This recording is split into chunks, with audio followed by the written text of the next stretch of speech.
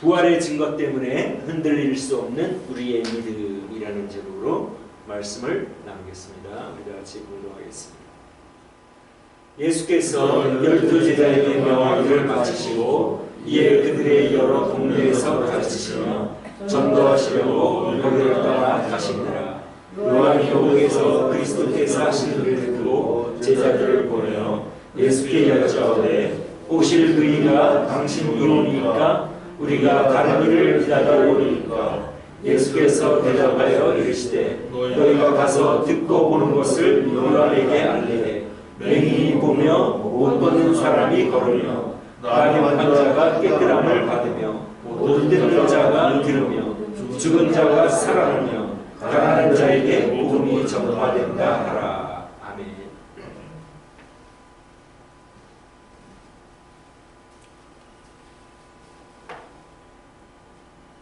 예수님께서 12제자를 전도 여행에 파송하시면서 인스트럭션, 지침을 내려주셨죠. 그죠? 누구를 대상으로 하느냐? 유대인들을 먼저 대상으로 해라. 너희들은 아직까지 유대인 말고는 다른 곳에 갈 준비가 안 돼 있으니 유대인에게 가라 하신 그런 말씀입니다. 그리고 무엇을 전하느냐? 천국이 가까워왔다고 전하라. 내용도 알려주시고, 그 다음 너희들이 전할 때에 사람들의 반응에 따라 너희들이 대처하면 된다. 영접하면 거기서 머물고 복을 빌고, 거절하면 먼지도 떠나버리라. 너희들과는 상관이 없다. 구차하게 믿어주십시오 하지 말라 그 말입니다. 우리에게 마음의 자유를 주셨기 때문에 그들이 자원하여 믿으면 믿는 것이고, 그들이 자원하여 믿지 않으면 상관없으니 떠나버리라. 그리고 너희들이 복음을 전할 때 가족 간에 분쟁이 일어날 것이다. 그것은 시리어스. 이 믿음은 가정을 뛰어넘는, 원래 하나님이 주인이시기 때문에 그 가정을 뛰어넘어서라도 예수님을 믿는다고 박해를 하면 안 믿겠다고 하지 말고 믿어야 된다. 그 말을 하신 것입니다. 이것은 영원히 사는 문제이기 때문에 가족들 간에도 분쟁이 생길 수 있다는 것을 알려주셨고, 이제 그렇게 다 최종 인스트럭션을 주신 다음에 파송을 하시죠. 2명씩 짝을 지어서 파송을 하시고, 우리 주님은 그들과 그 누구에게도 가기 어렵지 않습니까? 6페어인데, 그러니까 예수님 아마 따로 이제 전도를 하신 것 같습니다. 그러니까 나중에 다른 복음서에 보면 제자들이 보고를 하지 않습니까? 전도여행 보고를 하면, 예수님이 거기에 다 같이 계셨으면 따로 보고할 필요가 없겠죠. 보고를 하면서 주님의 능력으로 귀신도 쫓아냈고 많은 일들을 했습니다 하고 보고를 하지 않습니까? 자, 그렇게 이제 제자들을 파송한 다음에 어떠한 일이 일어났는가? 세례 요한, 여기 요한이라고 하는 사람은 세례 요한입니다. 세례 요한이 자기의 제자들을 보내서 예수님의 아이덴티티, 정체성, 신분을 물어봅니다. 세례 요한은 그 당시에 옥에 갇혀 있었습니다. 세례 요한 여러분 누군지 아시죠? 세례 요한은 임신할 기간이 지난 늙은 어머니에게서 태어났습니다. 하나님의 능력과 기적으로 태어났다고 볼 수가 있죠. 그죠? 이미 경수도 끊어지고 아이를 가질 수 없는데 그 엘리사벳 어머니에게서 태어난 굉장히 특별한 사람입니다. 예수님의 길을 예비하러, 사람들이 예수님을 영접할 수 있도록 길을 평탄케 전령으로 예수님이 오시니 너희들 마음을 정결하게 하라. 그래서 세례를 베풀지 않습니까? 원래 세례는 이방인들이 유대교로 개종할 때에 세례를 주는 것인데, 세례 요한은 너희들의 마음 상태는 이방인들과 다르지 않다. 다시 한번 마음의 자세를 가다듬고 하나님의 말씀을 따라 순종하며 하나님의 아들이 오실 것을 예비하라. 사람들에게 세례를 베푸니까 유대 지도자들이 원래 세례는 이방 사람들에게 주는 것인데 이 사람이 왜 세례를 주는가 하고 유대 지도자들이 제사장과 레위인을 파송해서 세례 요한의 신분이 무엇인지 물어봅니다. 너가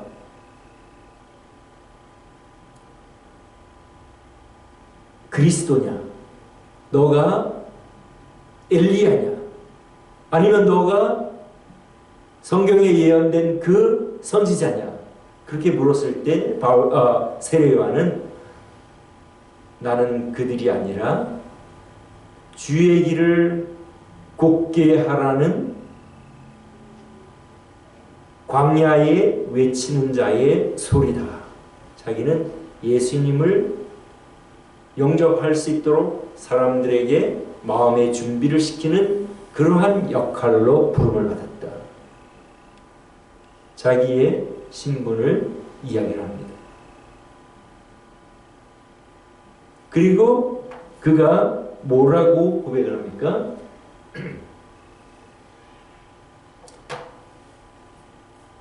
이 세례 요한은 예수님이 하나님의 아들이심을 알았습니다. 자기가 6개월 먼저 태어나지 않았습니까? 예수님보다. 그런데 자기보다 먼저 계셨다고 고백을 합니다. 그리고 하나님의 아들이심을 증언하였노라. 하나님의 아들임을 증언합니다. 그런데 요한이 자기가 그렇게 증언을 해놓고 예수님에 대해서 퀘스천, 어떤 약간의 흔들리는 마음을 우리 볼 수 있죠. 오실 그분이십니까? 자기가 이미 고백을 해놓고 하나님의 아들이심을 고백을 해놓고 그런 말을 한 것입니다. 이 물음에 예수님께서 뭐라고 대답을 하십니까?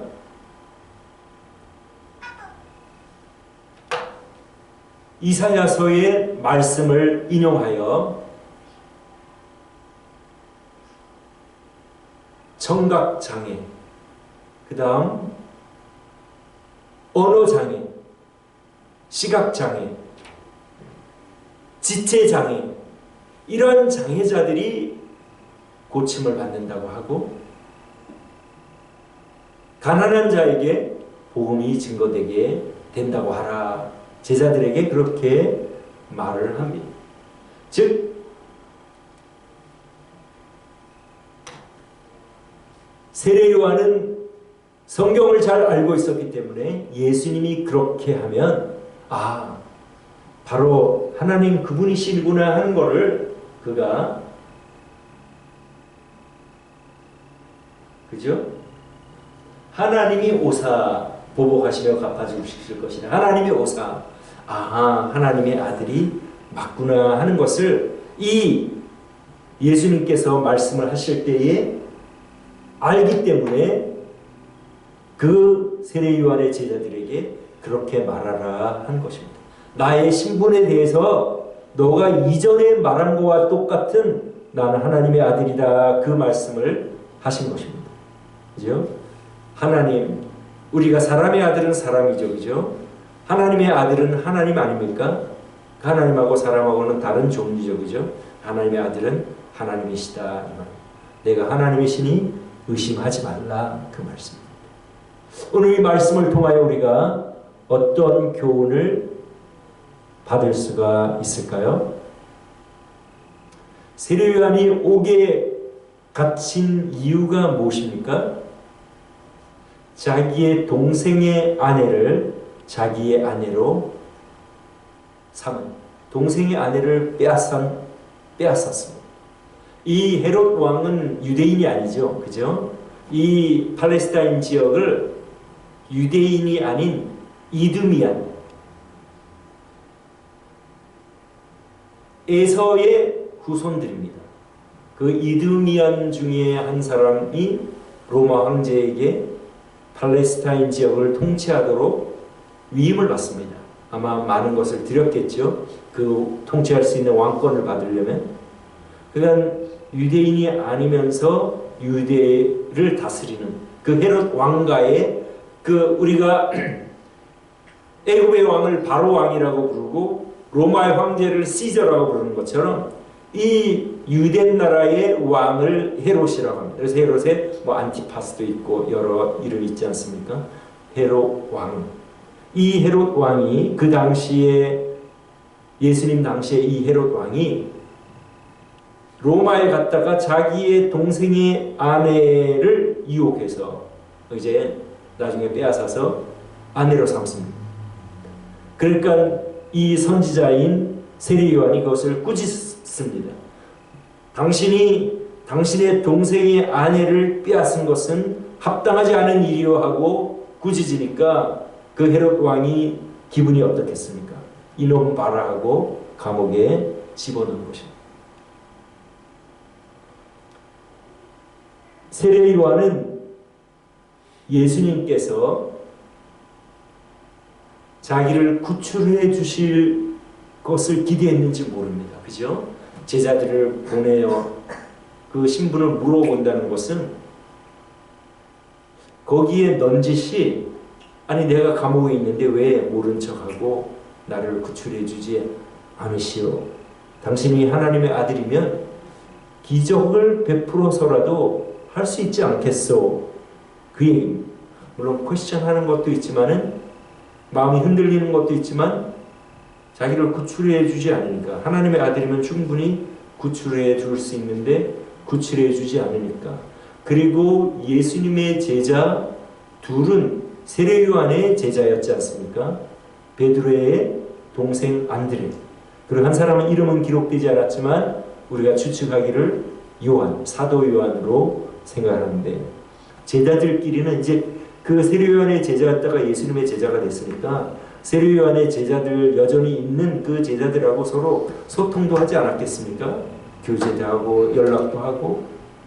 그러니까 세례 요한은 많은 기적을 베푼 것을 다 알고 듣고 있었을 텐데 자기를 구해주지 않으니 이 사람이 진짜 그리스도가 맞나 하는 그러한 그 퀘스천을 하고 제자를 보낸 것임을 알 수가 있습니다. 우리가 여기서 배울 수 있는 교훈은 하나님은 우리 각자의 의사를 존중하여 좀처럼 개입하지 않으신다는 것입니다. 물론 하나님의 계획에 따라 하나님의 목적에 따라 개입하시는 경우도 있지만 대부분의 경우 개입하지 않으십니다. 세례 요한이 얼마나 훌륭한 하나님의 일꾼이었습니까? 예수님께서도 인정하셨죠. 여인이 낳은 사람 중에서 세례 요한보다 위대한 사람은 없다고 말씀하실 정도로 세례 요한은 자기를 겸손히 낮추고 오직 예수님을 소개하는데 최선을 다했습니다. 자기의 제자까지도 예수님에게 보내주고 나는 예수님의 신발끈을 풀기도 감당하지 못한다. 그렇게 고백하는 아주 겸손한 사람이었습니다. 그러면 하나님께서 자기의 신실한 종을 보호하고 프로텍트 해줘야 되잖아요. 그죠? 우리가 그냥 생각하면. 그러나 하나님은 각자의 의사를 존중해서 헤롯 왕의 의사를 존중하여 헤롯 왕이 세례 요한을 감옥에 넣는 것을 그대로 허락을 하십니다. 그리고 나중에는 목베어 죽임을 당하는 것을 허락하십니다. 왜냐하면 우리 개인으로 볼 때는 우리 인간적으로 세상적으로 볼 때는 불행이지만 바울 사도는 그만큼 일찍 천국에 가서 이 세상과 비교할 수 없는 삶을 시작하기 때문에 하나님께서 그것을 허락하시는 것입니다. 믿습니까? 아멘. 많은 사람들이 생각하기를 하나님이 계시면 왜 저런 신실한 사람이 감옥에 가는 것을 그대로 두고 계시느냐. 그것은 바로 하나님이 우리 각자의 의사, 강도가 와서 우리를 길을 가다가 찌르면 그냥 우리가 아무리 하나님을 잘 믿어도 죽게 되지 않습니까? 왜냐하면 그 강도의 의사를 하나님께서 존중해 주시기 때문에. 그러나 우리는 천국에 가기 때문에 하나님께서는 허락을 해 주십니다. 무엇을 말합니까? 우리 각자의 의사가 굉장히 중요하다. 하나님 우리 각자의 의사를 우리가 마음대로 우리의 마음을 사용할 수 있도록 다 존중해 주시니까 현재 지금 내가 어떤 마음을 갖고 살아가느냐 그것이 매우 중요하고 하나님은 그거를 카운트 각자 각각 사람에게 셈을 하실 것입니다.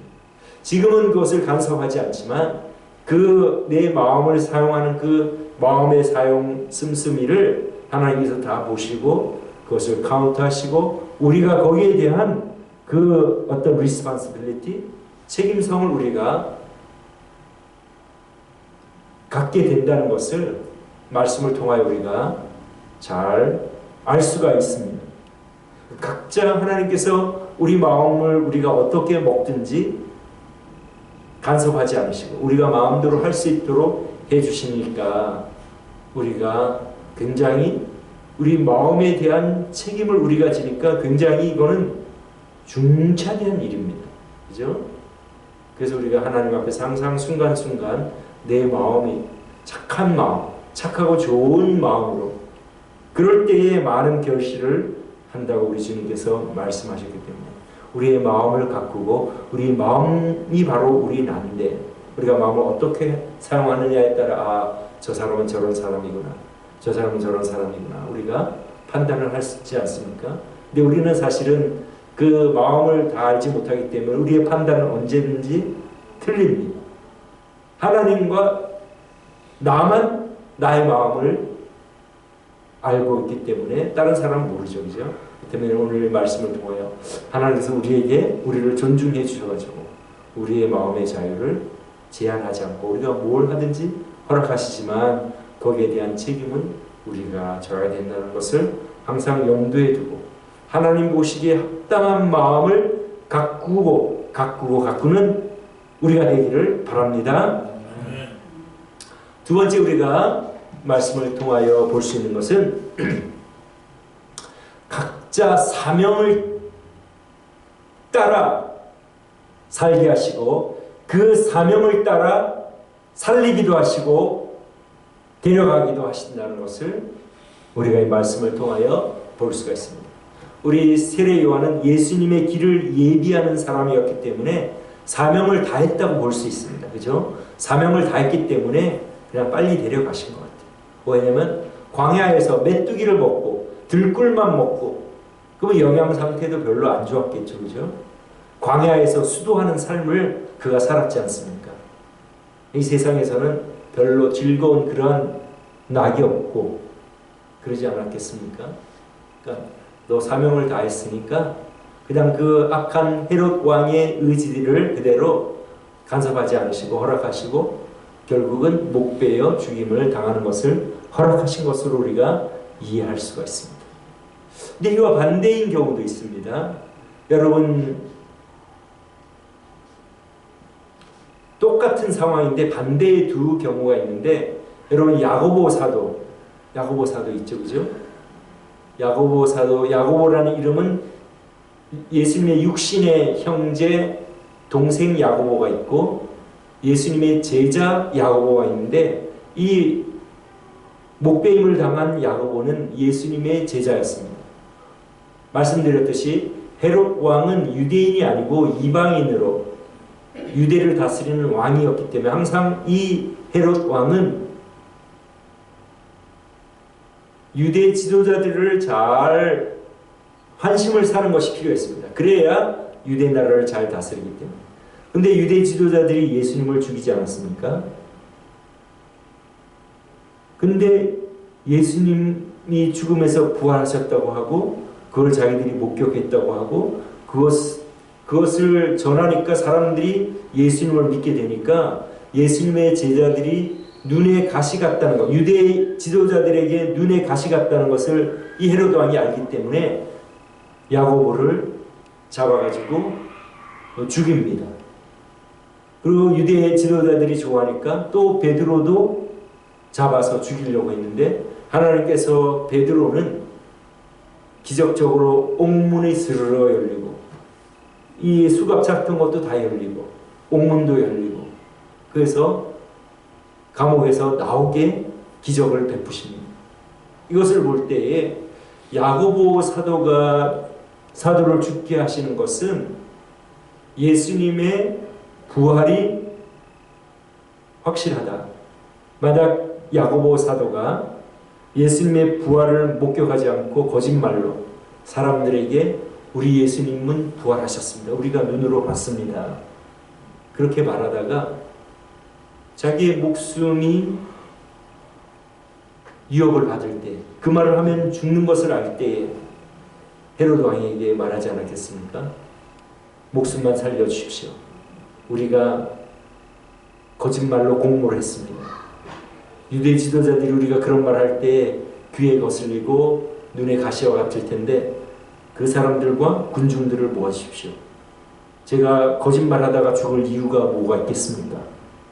제가 사람들 앞에서 우리가 말한 것은 우리가 예수님을 보았다고 말한 부활하신 예수님을 보았다고 말한 것은 거짓말입니다. 목숨을 살려주십시오. 그러면 헤로드 왕이 너무 좋아하지 않겠습니까? 자기는 어떻게 해서든지 유대 지도자들의 관심을 사고 그들의 서포트를 받아서 그 유대 나라를 잘 다스리는 것이 그의 목적인데 그보다 더 좋은 제안이 어디 있겠습니까?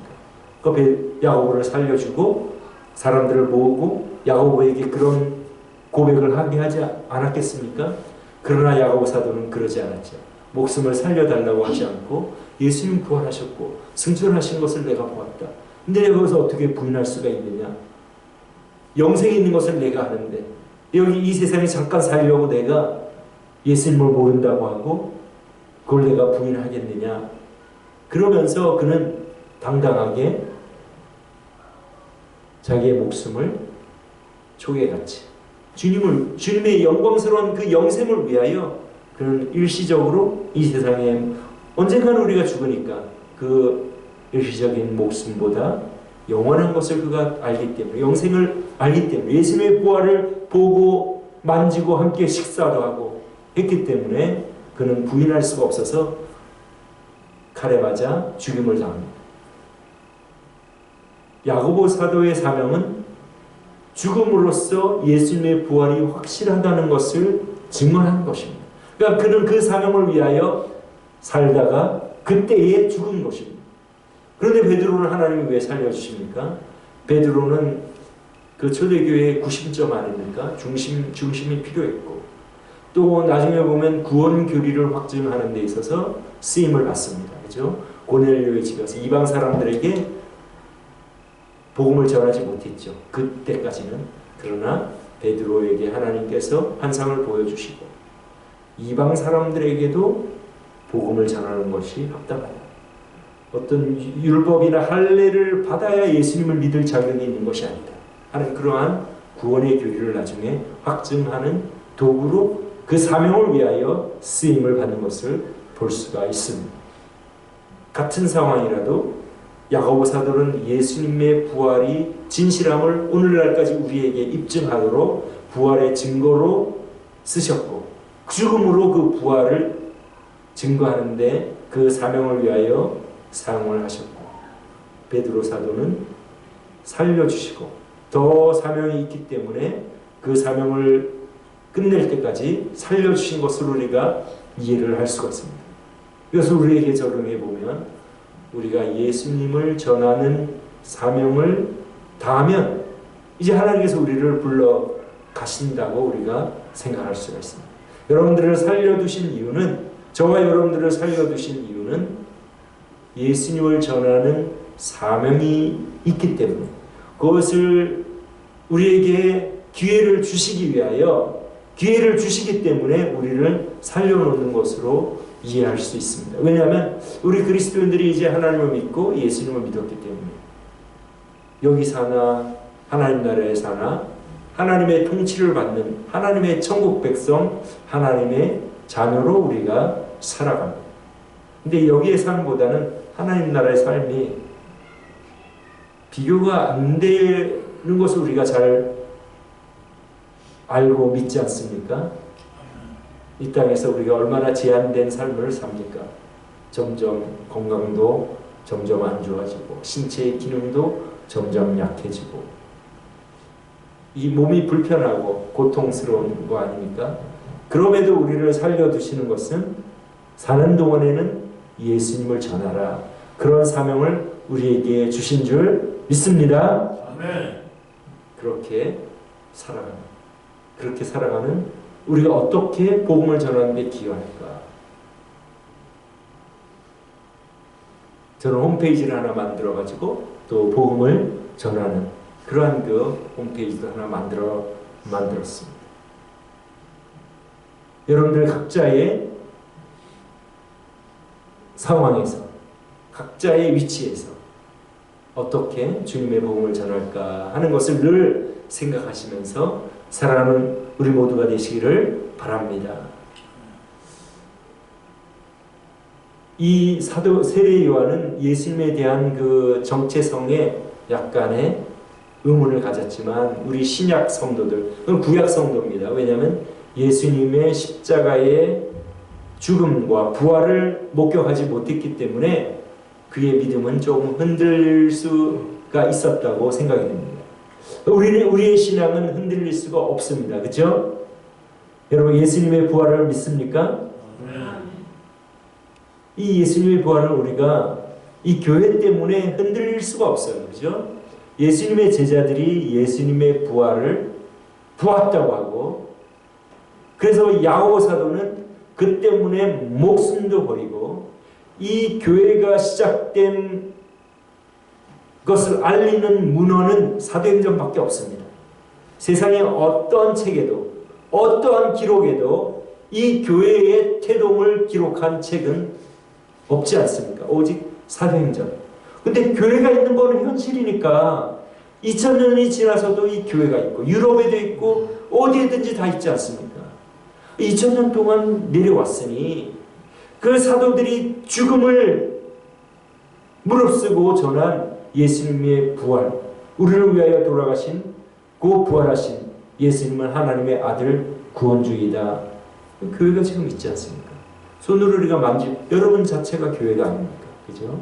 이 교회는 지금 이 시대에만 있는 것이 아니라 2000년 전에 예수님이 죽으시고 부활하시고 승천하신 이후로 그것을 본 제자들이 예수님을 전하여 교회가 세워져서 오늘날까지 이어져 내려오고 있으니 아무리 생각해도 제자들이 그 보지도 못하고 예수님의 부활을 보지도 못했는데 보았다고 하다가 죽는 저와 여러분이라면 그 죽을 수 있겠습니까? 거짓말을 위해서 예수님이 부활하지도 않았는데 부활했다고 전하다가 잡혔을 때 싹싹 빌면서 이걸 거짓말을 했으니 좀 목숨을 살려달라. 저는 당연히 그랬을 것입니다. 여러분들도 당연히 그랬을 것입니다. 그러나 예수님의 제자들은 예수님의 부활을 목격한 것이 참이기 때문에 사실이기 때문에 그들은 죽임을 당하는 것을 왜냐하면 일시적인 이 세상에서의 삶과 영원한 삶은 비교가 안 되기 때문에 그들이 그렇게 하지 않았겠습니까?